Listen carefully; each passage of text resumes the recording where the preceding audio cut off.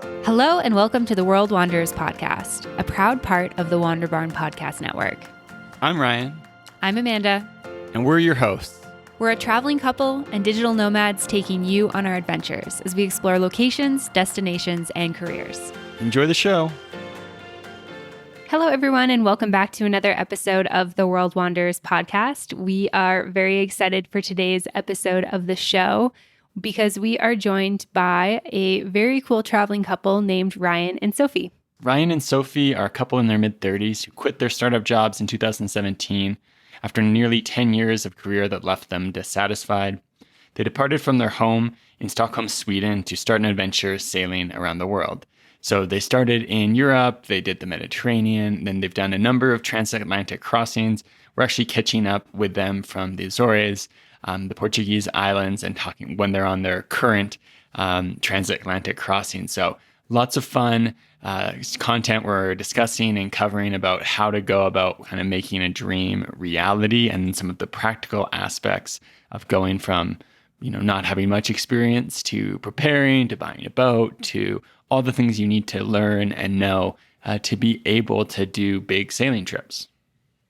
Yeah. And then in this episode, we also talk about, what it was like to go out there, start sailing, get caught in the pandemic, get stuck a little bit, go back to Sweden, leave their boat behind, and then eventually get back to the boat to start sailing again. So there's lots of, good information as well as interesting stories in this episode. So we hope that you like this as much as we did. And without further ado, here are Sophie and Ryan.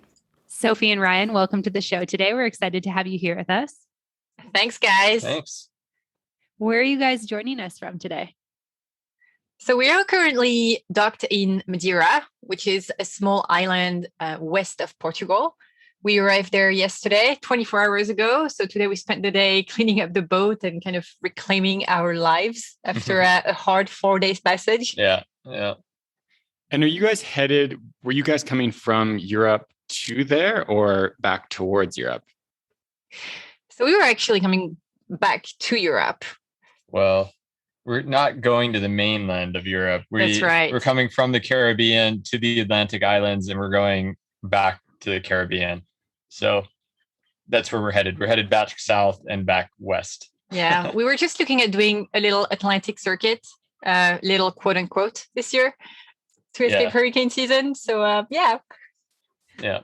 I feel like little is like not the right word for that at all. The Atlantic's a very, very big ocean to cross, which we're so excited to hear. I know you guys have done it a couple times. We're excited to hear more about that, but maybe let's back up a little bit. Can you tell us a little bit about, the start of this journey, what inspired you guys to travel and all of that good stuff? Yeah. So Ryan and I met on Tinder back in 2015. At that time, I was just going through a super gnarly breakup, and Tinder was kind of my rebound. And so Ryan was my rebound. It's been Long-term rebound. It's been 7 years, 7 years of rebounding. And at that time, I was in the middle of rebuilding my life. I think we can say that. I was selling my apartment, buying a new one, and I had a job that I didn't quite enjoy. And you had an accident. Yeah, Sophie was in the middle of rebuilding her life, and I had a normal job, desk job, but I was also big into exploring, not with sailboats, but with other things. So I was a mountain climber, a rock climber, and general lover of like doing crazy things. So a few weeks after I met Sophie, I actually was on a plane going to the outback of Greenland, of all places, to do a couple weeks of polar survival training because my ultimate goal was to ski to the South Pole solo in the next few years. And at the same time, I was doing some marathon training, and I was also planning to climb a big 8,000 meter mountain in Nepal, and went home to help my family with some medical stuff. And I got attacked by a goose one day. So I was out for a run, and this big Canadian goose did not like that I was there, and it came after me. I ran away, fell, dislocated my shoulder, and broke the socket bone. Flew back to Sweden and was told that everything I was working for needed to be put on hold the next few years, and they were going to have to rebuild my shoulder. And this was just a few months after I met Sophie. So as I was sitting there all depressed and sad after my surgery with my arm strapped to me, I read a story about a couple who sold everything and bought a boat and sailed the world. And it was not anything I had ever considered on my adventure list. And I sent the article to Sophie and asked if she would ever do anything like this. And she said yes. And that's what started our adventure. And a year later, we had taken sailing classes and bought a boat. Okay, I just want to say that you didn't even ask me. No. You sent me the article and I told you, yes, let's do this. Yeah, that's a really cool story. And I had to laugh a little bit about the Canadian goose. They're like the worst animals. Yeah, as Canadians, they're naughty. As Canadians, we disavow those geese. Yeah, they're really vicious creatures, and it's so funny because I'll see kids like running through the park chasing them, and I just sit there shaking my head like, "Don't do it, don't do it." But, you have to start like an awareness group or something. Like yeah. Oh my God. And so, Ryan, how did you end up living in Sweden? I was recruited for a job in another life, which we might get to eventually in this conversation, but I was a pilot, and I stopped flying years ago for a medical reason. And I got into more consulting and working on introducing new technology into aviation. And so there's a small startup there that recruited me, and I took the opportunity and went, and that's where I met Sophie and learned a lot about life in general, but it's also where we got this project going. So yeah, that's how I ended up there. Yeah, that's really cool. And so had either of you guys like ever spent time on a boat, ever sailed before? Or was this like totally new for both of you? No, absolutely not. I wouldn't say that the concept of boats was completely new, although we'd never been on a boat. But I grew up in Brittany in France, and I was surrounded by all the big names in sailing and racing at that time. They were all in harbors, marinas, and ports around my hometown. And I grew up watching the Vendée Globe, the OGR, all those big races. But I had never sailed, funny enough. But it's really cool because when I was a little kid, I looked at sailing across the Atlantic as this huge challenge, like the biggest thing that you could accomplish in life. And I knew that one day in my life, I wanted to do that. So yeah, when you sent me that article, I was like, yes, I really want to do this. But no, we never sailed before. No. Yeah, that's really cool. And so what was kind of like the process of being like, okay, so we've got this cool idea. Like, how do you take this idea into reality? It was a lot because at the time we came up with that idea, we'd been dating for 3 months and we really did not know each other that well. Yeah. So there was that part of us that was like, okay, we can pursue it. Let's pursue it together. But there is also this factor, which is that our relationship is very, very new. And Ryan, you were physically incapacitated for a few months at the beginning. So we first started by projecting ourselves in that kind of life, right? And try to feel if this could be something that was really right, even when we explore all corners of it. So we watched a lot of YouTube, we read a lot of books, we went to a few boat shows, we tried to create some contacts in that community. And then 6 months later, we took a sailing course. Mm-hmm. You want to talk about that? Yeah, it was fun. Yeah. Once I was able to kind of use my arm again, we went down to Gibraltar. We spent 2 weeks on a boat, just Sophie, I, and a training captain, with the idea that we could spend long enough on the boat to see if we liked living on a boat, if we could stand each other, and learn a little bit in the process. So we did this 2-week course. It was really good in a very busy sailing part of the world. Oh my God, yes. And it kind of helped Sophie get over her fear of big ships. No, I did not get over it. So we did that, and kind of at the same time, we were trying to buy a brand new boat, and our instructor was just kind of instrumental in trying to show us other alternatives. So we were researching boats. We took this course, and then afterwards, we decided not to buy a new boat. We would find a used boat, and I think a month or two later, we found 1 month. Yeah, we found the boat that we're sitting on today, which is called Polar Seal. It's a Beneteau 40, and that's still our boat. Yeah, and I think we got delivery of the boat in Stockholm almost a year to the day that I had my goose accident. Yeah. So Yeah, I just want to put it out there for the people listening that buying a boat a month after taking a course is a very, very short period of time. It's pretty short. Looking back, maybe we would have been a little more patient and tried to learn a little more. No regrets, but I just want to put it out there that it was very quick. I mean, we have friends too that have done it even quick. They don't even take lessons. They just buy a boat and go and learn along the way. I mean, we've seen all extremes. True. But yeah, that's how we did it. And we spent 2 years in Sweden learning our boat, learning how to sail a little bit more, I would say, before we finally took off on our big adventure. Yeah, and when it comes to buying a boat, for like, obviously, we don't know anything about sailing. And I'm guessing a few members of our audience might not as well. So how do you kind of figure out like what is best for what you're looking for, and like what's the difference between like the different types of boats, and what changed for you guys that made you think, oh, it's better to buy a used boat? Okay, so that's a great question, Ryan, because at the time that we bought our boat, we didn't know anything about boats either, apart from our 2 weeks course. So I think that we did it well. And I think that the least experience you have when you buy the boat, the more, I don't know, subjective you're going to be about purchasing, and it's going to take a lot less time because at the end of the day, you don't even know. You don't really know what you're looking for. Yeah.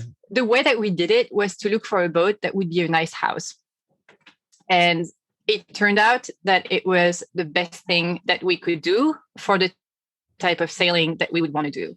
Because a lot of people in our world, in the sailing world, will look at a sailboat as a performance machine, as something that can sustain big, long ocean crossings, that's super sturdy, super solid, and that has a lot of sailing features. And we took the other approach, mostly because we were total noobs, of looking at the boat as a house.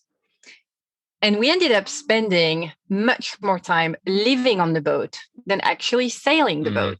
And so that approach to buying our boat ended up being a great one, but it was not very purposeful. It was just that we didn't know what we were doing.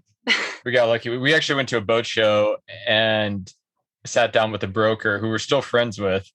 And he was like, okay, let's go through the options of the boat. Do you want a self-tacking jib? And we're like, don't know what that is, but sure, we'll take it. And it was like everything you were saying. We had no clue. And we just, put it on. Yeah, great.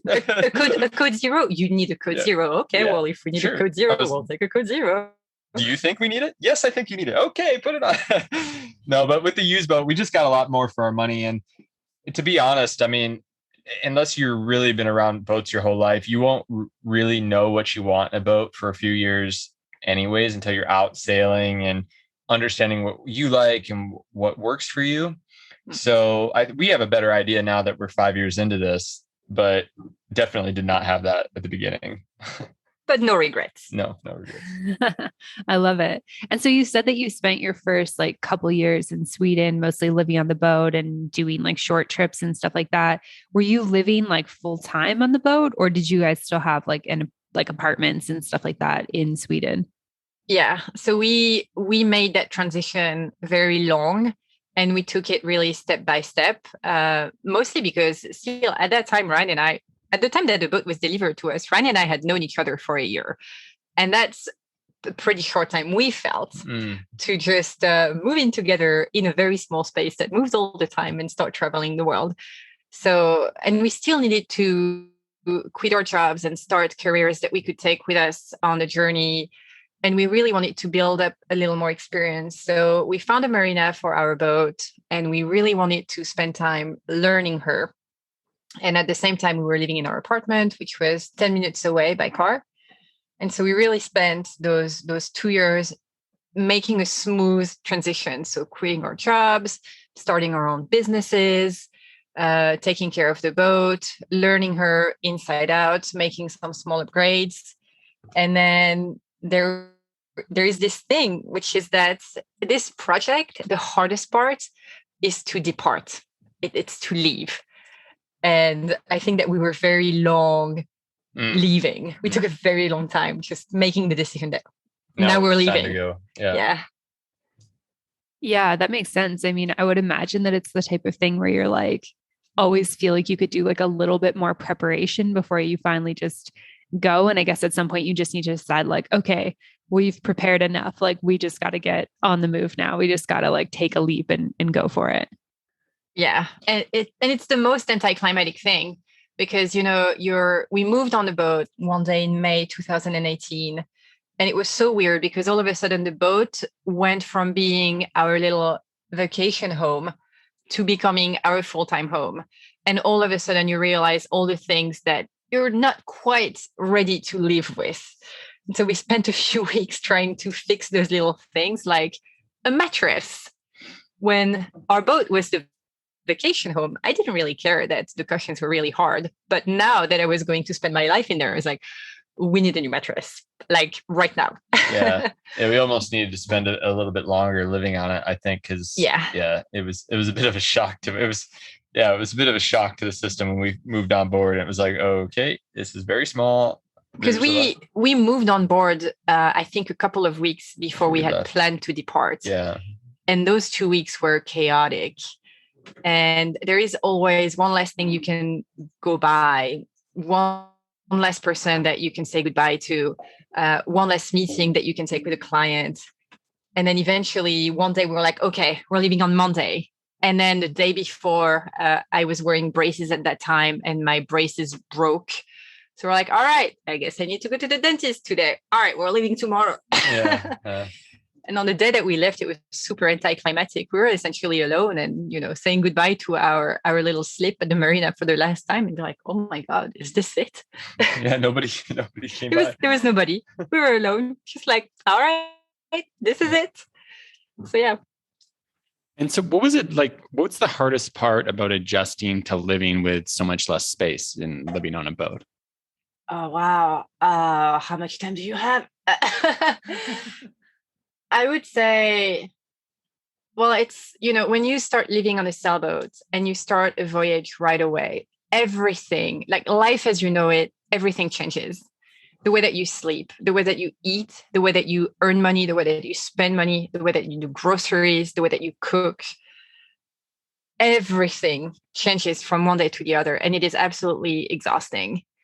And we have this expectations because, Ryan and I have lived as sedentary people our entire life. We have this expectation that the lifestyle that we had on land, we could take it with us and do the same thing while living on the boat. Everything takes so much more time and energy on the boat than it does when you live in an apartment. I think one of the big things that we're still working on in living in this small space is giving ourselves space. And I mean that from ourselves, Sophie and I as a couple. So most couples will, go to work during the day and they don't see each other during that day. And maybe you only spend a few hours with your significant other during the day. You have a lot of things to catch up on because you haven't seen each other today. Well, Sophie and I spend our entire lives with each other, many days sitting almost on top of each other while we work, while we eat, while we sleep. While we sleep. I mean, it's everything. And I think for us, it was something we weren't even aware that was a problem for like even the first year. Yeah. We knew like, okay, we're together. Many people do this, but we didn't, I think, totally understand that impact. And I would say that this year we've really understood that impact and we've taken decisive actions to help mitigate, some of the potential issues that causes of being with your partner 24/7 and not really having your own space. Yeah. Yeah, for sure. I mean, I think as fellow travelers, we can relate to that as well. I think our space is normally a little bit bigger than a sailboat, but just like, we'll often be in like foreign countries or, foreign cities, and the only people we know are each other. And so you kind of have to set up these like, systems or rhythms or forms of communication where you can make sure that like you can have your individual needs met and also your needs like as a couple met. I would love to hear like some of the things that you guys have kind of learned like from spending so much time together, maybe for anyone who's like going to backpack together for the first time, or maybe they're thinking about buying a boat. Like what are some of the key takeaways you guys have? All right. So if you're listening to this and you want to buy a boat and start a voyage around the world with your partner, I would suggest that for a week, you lock yourself in the bathroom. You run a lot of water in the tub, and that's where you're going to spend your entire week from day 1 to day 7. No, I'm kidding. I think that there isn't a one size fits all, but I would say that typically what we observe is that people will prepare their boats very, very well. They'll be like, okay, we need the perfect boat to take us around the world. And then they will think about their finances. Like, we need to have jobs, or we need to have savings. Like, our finances need to work. But very few people think about preparing their relationships to do that lifestyle change. And I think that we were somewhat lucky in the fact that you and I had started couple therapy before we left, because we were able to take our couples counselor with us through internet. And we talk about living on the boat. 1 year of living on the boat together is like 7 years of togetherness. I think it was a journey for our counselor too, because she did, when we told her about what we were doing, she was kind of like, okay. She was, it was like, felt a little bit of judgment from the therapist, which you shouldn't feel, but she was like, okay. And so it's almost been a journey with her, because we've had to explain to her these weird challenges that maybe most normal people be like, why are you subjecting yourself to that? And there is a reason why. But I think she's been really instrumental in helping us. Yeah. The other thing that we've just done recently, which was really good for us, and I think it was your idea and I took a while to buy into it, but we took just recently. We took vacation from each other. We took vacation from each other. Yes. And it's not that we were in a bad spot, or that we were arguing a lot, or things were bad. It's just that we were spending so much time with each other that at one point you need a little break. You need a little vacation. You need to go away and generate your own stories as a person, so you have something to come back with and share and discuss and talk about with your partner. And so we took that break, and I think it was really good. I tell people that, you go away to work for work. That's like 7 or 8 hours that you're at work, and you come home, and we don't get that. So we're like banking up all that time, and we just take all that time at once. So we took like 5 or 6 weeks vacation and went to our respective homes and hung out for a while and came back, and we started up the journey again. So that was really beneficial as well. Yeah. So tip number 1, if you want to start this, get a couple therapists before you leave, because they're hard to come by after you leave. Yeah. And then, once you're living on top of each other, creating space and privacy for each other is also something that I would totally recommend. Yeah. Okay, awesome. Yeah, those are great tips. The world has changed a lot over the last couple of years, and one of the great things that's happened through the global pandemic has been that more and more people and more companies are working remotely. This means that if you're like us and you love to travel, you can now work from pretty much anywhere in the world. And if you're not able to, this might be a great time to be actively job hunting or trying to stay opportunity aware. And if that's you, then you need to be subscribed to the Daily Job Hunt. The Daily Job Hunt is a newsletter that gives you short daily inspiration and info, plus member benefits like custom pitch builders, career guides, role type assessments, and much more. On top of that, they've also got an audio version. So if you don't want something delivered every day to your inbox, you can head on over to your favorite podcast platform or wherever you're listening to this podcast and get the Daily Job Hunt delivered right to your ears. It's all free for you if you head on over to crash.co. So head on over, crash.co, get signed up, and start looking for that remote opportunity that you've been dreaming of today. And so for you guys, as you set out, it's kind of like, you can go anywhere in the world. But how did you decide where you wanted to go first? And then where was that? Well, we can't really go wherever we want, whenever we want. We are very much subject to seasons and weather. Mm-hmm. So how did we choose, Ryan? Well, I mean, our project has really evolved as we went. The initial idea was that we were just going to take a year and do an Atlantic circuit. So go from Europe, go to the Caribbean, and come back to Europe in 1 year. which is a very popular thing to do. And as we left, we are kind of like, well, maybe we should try to make this a lifestyle. So as we left, it turned out I had a little bit of anxiety about sailing. So I convinced Sophie that we should just go to the Mediterranean for the first season and see how that was and just take it step by step. And then eventually we said, well, let's go to the Caribbean and cross the Atlantic, which was always our goal. So when you cross the Atlantic from Europe to the Caribbean, you really have a season to do that. Yeah. And that season will impact your entire schedule around it. So you really want to cross between December and February to catch the trade winds. So everything before you cross, leads you to a certain place. So it really impacts where you need to be and when.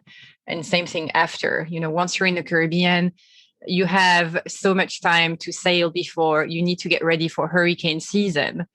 And hurricane season can also be something that makes you need to move somewhere else because of insurance problematics. So we can't really sail wherever we want and whenever we want.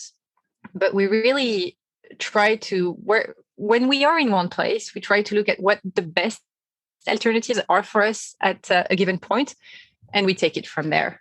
Long term, though, I think you have a goal specifically of going somewhere fun. Yeah, my dream is to sail to Japan. Your dream is to Japan, and I would like to go into the South Pacific, which is kind of all on the way. But we, for some logistical reasons, haven't taken that step yet, but it's on our larger thinking scale. Yeah. Yeah, that's really cool. And I guess is the sailing season, this might be a really dumb question. The sailing season would be different kind of location to location, depending on like the currents and the weather and stuff like that. Is that correct? Yeah, that is absolutely correct. And not at all a dumb question. We actually have an entire book on the subject that, tells you what kind of weather you can expect at a given time of the year, depending on where in the world you are. And it can get quite complex. Mm-hmm. Yeah, I would imagine, because obviously we pay attention to weather in places we're going, especially we're Canadian. We don't really like winter. So we leave Canada for winters and then not really looking to go to other wintry destinations during that time. So we do pay attention to it, but I think it's obviously like, it's not going to be detrimental to us if we show up in like Japan in January, for example. We'll probably have to go buy some different jackets and some different shoes and stuff, but we would be fine versus like sailing into like hurricane season would obviously be quite dangerous. So there'd be a lot to pay attention in terms of like planning and how long it's going to take you to get somewhere, when you want to be somewhere, et cetera, et cetera. Yeah, there's two ways we look at weather. And one is on a macro level, which is what you're kind of describing, is the seasonality of the weather patterns and how the trade winds blow and making it as easy as possible for us to sail somewhere. And these are all things that you kind of learn a little bit about in school, but you maybe don't like really apply it. And then there's a micro level of stuff that we keep an eye on too, just like, day-to-day weathers, but there's also like, what are the tides doing and how is the moon phase affecting the tides and how is that going to change things? And while we're not like experts in that, we do pay attention to it. And it's just interesting how living on the boat, we pay way more attention to those little things that maybe you don't think about. Like we always know what phase the moon is and where it is and when sunset is and when sunrise is, things that maybe you don't care so much about on land, but it really impacts our lives. Yeah. Because, maybe, okay, we didn't throw a light in the dinghy and it's going to be dark when we get back. And, we got to find our way out the anchorage and find our boat. And, so you have to like think about all those little things. So yeah, every day for us starts with listening to the global news and looking at the weather. Yeah, every day. Yeah, that's so interesting. And so you guys set out on this journey, went to the Mediterranean. Can you kind of walk us through, like, I guess the last couple of years in terms of where you guys have been and where you've been sailing, what you've been doing, et cetera, et cetera? Yeah, so we left Stockholm, our home port, in June 2018.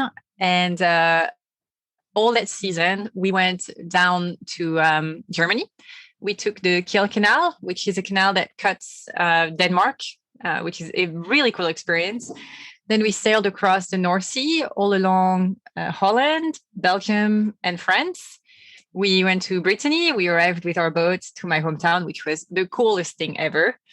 Then we crossed the Bay of Biscay from France to northern Spain, which is a magnificent region, very underrated in terms of tourism. If you're ever looking at an affordable and beautiful destination, northern Spain would definitely be that. We went to Portugal, sailed along the coast of Portugal, then down to Gibraltar. We spent a winter in Spain, and then all across the Mediterranean from the Balearics, Sardinia, Corsica, down to Sicily, then Malta, back to Gibraltar, then down to the Canary Islands, down to Cape Verde, which is a small archipelago west of Africa. Also very, very underrated tourist destination. Amazing islands, beautiful nature, fantastic experience. Then we crossed the Atlantic to the Caribbean, spent a couple of months there, then COVID hit. And then things took a drastic turn.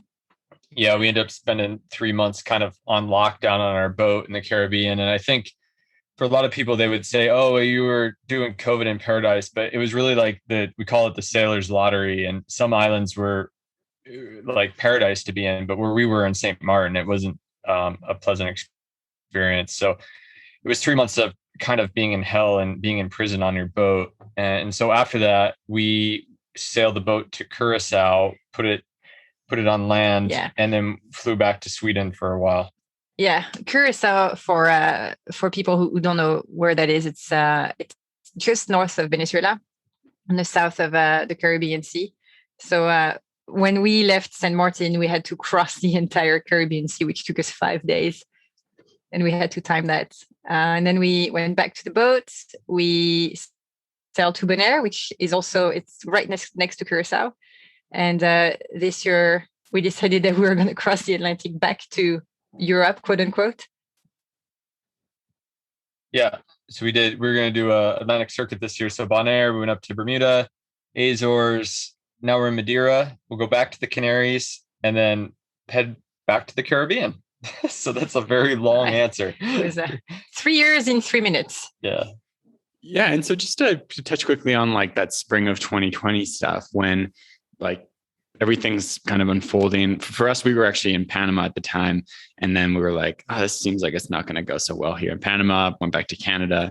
And kind of glad we did that because they went to like a really, really strict lockdown for like 6 months where you could only leave your apartment certain days, depending on your gender, depending on your passport number, all these crazy things. So what was that kind of a situation like? I'm imagining in the Caribbean, it was kind of, certain islands, most places are closing their borders, not letting you go anywhere. Are you like not allowed to leave the marina at all? What was all that like? Yeah, pretty much as you described. So, at that time when COVID hit, the general trend was to repatriate all the tourists back to their home countries, right? And only keep nationals on the territories. Except that we people living on boats, our boat is our home. We have nowhere to go back. And if we're going somewhere, we have to take the boat with us, especially when you talk about the Caribbean, where we are in March 2020 and hurricane season is going to hit in just a few months. 3 months. Yeah. So we had no choice but to stay. And nobody really thought about, people on boats. And, I don't blame anyone for that. We're such a small portion of the population. But very quickly, we found ourselves on lockdown and we had nowhere to go. Pleasure navigation was prohibited. It was made illegal. What was also made illegal were beaches. I think it's worth just noting quick that we were on the French side of St. Martin. So we were actually having to follow French rules, established rules. So St. Martin is 2 countries, France and Dutch, and they weren't following the same rules. So we were kind of in this like la la land of rules and they were changing every day. And we were literally anchored right on the border of the 2 countries. So it was like, if we went left, it was one set of rules. If we went right, it was a different set of rules, and it changed every day. Yeah. So it was a bit wild. I think one of the hard things that was starting to scare a lot of boaters in this episode is nobody knew what was going on and rules were changing. But one thing that's always been consistent with boating is that, boats and on the ocean, it's like the last free frontier in the world. You can go out and there's no rules.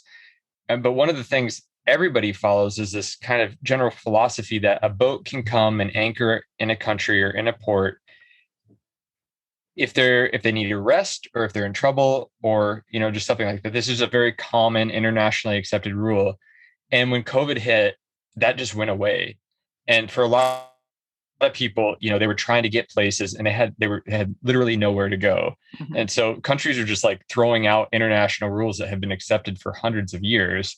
And for a lot of us boaters, we just were like, we didn't know what to do. So people just stayed put. And for us, we stayed put in a place that wasn't the best, but we didn't have a lot of options. So Saint Martin is also known for theft.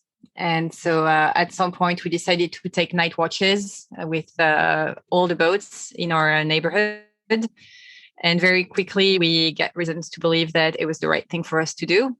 Thankfully, we sustained no robberies during that period of time. But when France went back on lockdown in January 2021, there were some boardings and some theft. Yeah.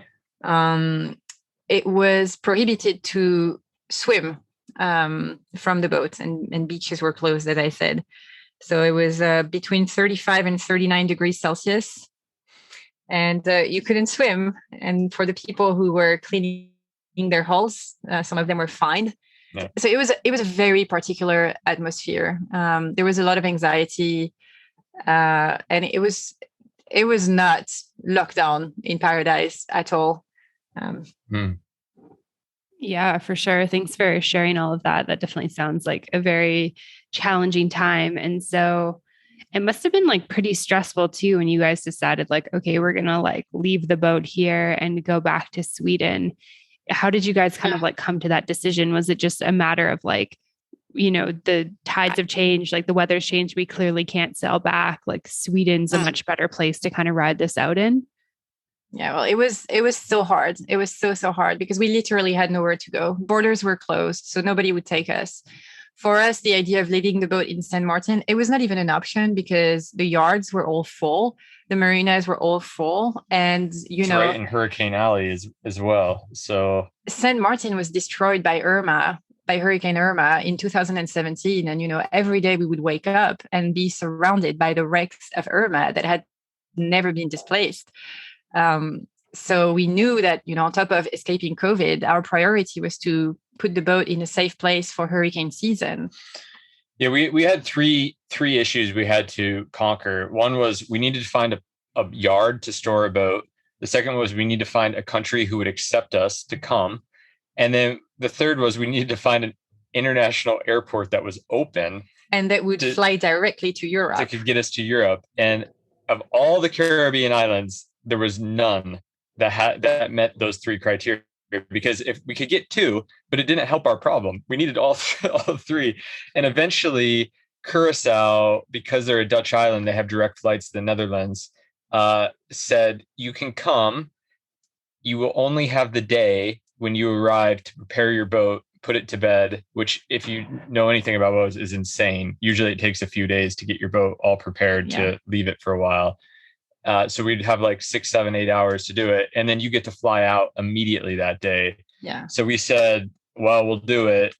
And that's what we did. So we did a 5-day passage, got to Curacao, it's insane. A 5 days passage, when it's only the two of us, it means 5 days without sleeping because we're constantly operating. I mean, we sleep, but I mean, it's not like we're 5-day zombies, but we get a little bit of rest. A little bit. So yeah, but we get there and then it's like in the extreme heat, we're trying to put our boat to bed, get our lives packed up, and who knows when we're going to come back. So it was a bit chaotic. It was so stressful. And I remember, I'm not fond of flying, but I remember the moment that we could sit in that airplane, which was some type of weird repatriation flight. I sat my bum in that seat and I felt a sense of relief that I don't think I ever felt in my life before. Yeah, I bet. And then what has it been like for you guys since you've started sailing again? Like, have you guys had issues with like rules and regulations around like, what countries will allow, people to sail in, or has it been like pretty relaxed over the last couple months? So life is a little bit different. Yeah, before every country we go to, we would have to do a little bit of investigation on what we need to do for customs and immigration procedures. How do we check in? How do we do that? And essentially what we've had to do now is add like another step to that, which is COVID protocol. So most countries are pretty good now with what their protocols are and what we as boaters need to do. Most of the countries will have websites, but they're pretty tailored for like travelers on planes. Mm-hmm. So typically we'll email the police or the port authority and just get the update on what we need to do. And most places we've been, it's been very well coordinated. Yeah.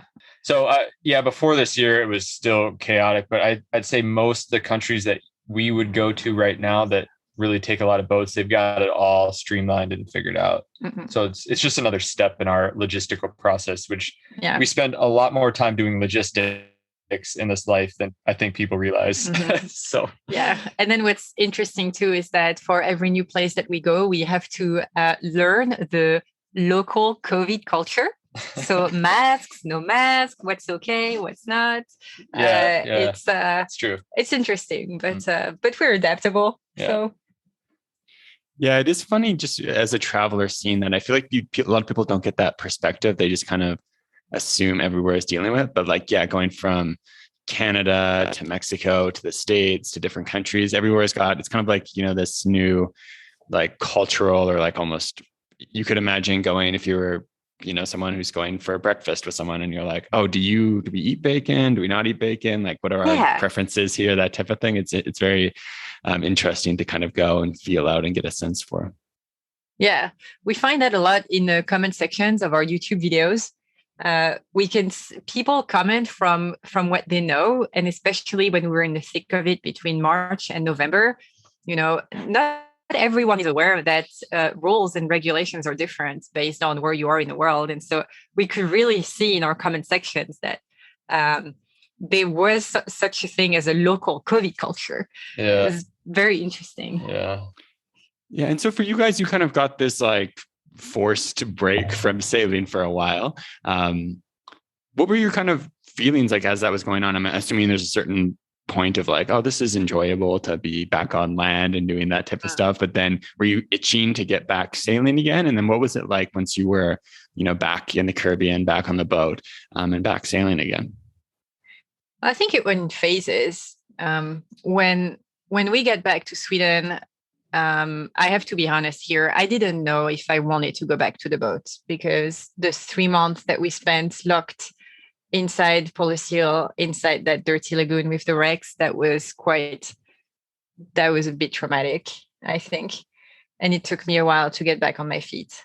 Yeah, I'd say we really enjoyed our time back in Sweden. We got to see friends, get kind of a rhythm. We were back for almost 6 months. Mm-hmm. So, it was back long enough that we could let the world settle down a little bit. When we got back to the boat, we were in a new place. We didn't get to see Curacao, so it was a new country for us. And we spent some time on land there, got an Airbnb while we were getting our boat prepped for another season.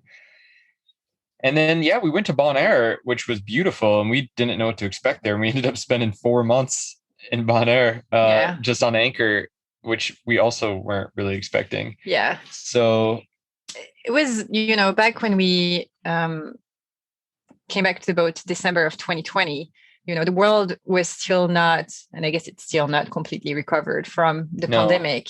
Still a bit unsure. It's still a little shaky, but on the up and up. Yeah.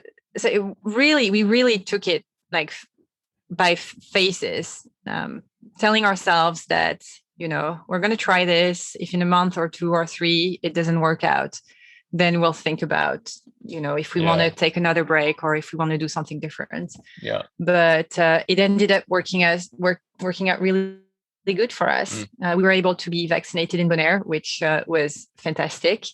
Very grateful for that. And then we came up with the plan that we were going to do an Atlantic circuit. And I think that since we departed Bonaire, and started sailing eastwards.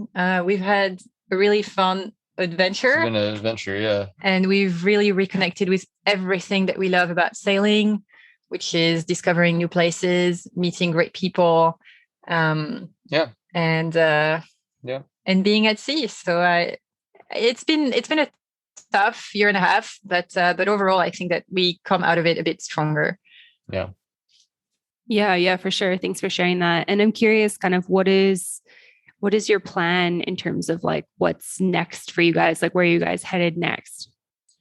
I think next, our general thinking, and as they say, sailing plans are made in the sand at low tide. So this could change 5 times before we actually execute something. But we're going to go to the Canaries, maybe Cape Verde again, and then to Antigua, the island of Antigua. We didn't get to spend a lot of time there, and I think it's got a lot of potential. Mm-hmm. Maybe the BVI, and then we really wanted to get the Bahamas last year, and we just never made it. So we were going to the Bahamas, and then eventually to the US, where we plan to kind of cruise US and Canada for a few years, for a couple reasons not related to sailing, but we're going to do that. And then beyond that, we eventually want to go into the Pacific. We're also trying to find boat number 2. Yeah. So there's a few things percolating, but those are our immediate plans. Yeah, we are in this phase now where we have been doing this for 3 years, and in our lifestyle, people can stop after 1 or 2 years and be like, okay, we've done this for a while. It's a very heavy, logistics heavy lifestyle. It's tiring. It's high price, high reward lifestyle. But we've been doing it for 3 years. We really enjoy it, and so we're really looking at taking the next step in terms of the boats. So we would like to buy a little bit bigger, sturdier boat, mm-hmm. and make it to the Pacific, and hopefully to Japan. Yeah. Japan's got to open their borders one of these days. Yeah. Well, they still have a few years. It's okay. We're patient. You're willing to wait it out. Yeah. That's really cool. That's great to hear. And something you guys kind of mentioned this, much earlier on, was part of your 2-year transition was also transitioning your careers from these in-person careers in Sweden to things that are more remote. Can you talk to us a little bit about how you make money as you're living on the sailboat? Yeah, so it's morphed over the years a lot since we quit our startup jobs. When I quit my startup jobs, my goal was to start a little freelancing business in digital marketing. And I did that for a couple of years. And then once we started sailing, I started filming our adventure mostly to make my friends laugh. And eventually more people than my friends laughed, and YouTube became my full-time job. And you've had also an interesting path that has morphed. Yeah, I started doing some consultancy work in aviation, doing some teaching, but it slowly, pretty quickly, I would say, realized that I was having to travel a lot. So it was taking away from our adventure. And now what I'm doing is I'm working with a business that some college friends and I started years and years ago that just kind of was slowly running, and it's grown into a really big company. So I've taken on a role that I can do here from the boat, which is unique. And it's tied into the sailing life, because we're selling a product it's nothing exciting, lithium batteries, but it's a product that can be used on boats. So I get to work with other sailors and other YouTubers, and putting in our product and installing it and seeing how it works. So that's how we do it. I have kind of a full-time job like that, and Sophie's full-time job is YouTubing, and it's we're not getting super wealthy, but it's enough for us to kind of survive and keep the journey going. Yeah. We're pretty happy. Yeah. We definitely do not make half the money that we were making when we were employed, but we are at least twice happier. Yeah. For sure. And you have, people kind of around all over the place who are working, slaving away. With this vision of one day if I make enough money, I could go sail. But to be able to not wait for 50 years or 60 years to get out there and do it, I think is awesome. And it's one of the things for us, obviously not sailing, but just being travelers as well, finding ways to do the same thing is big. And I think everyone who's doing something similar knows that there's always the it's morphing, it's changing. We kind of talk about it like you're surfing. You've always got to be looking for the next wave and that type of thing. But thanks for sharing all of that.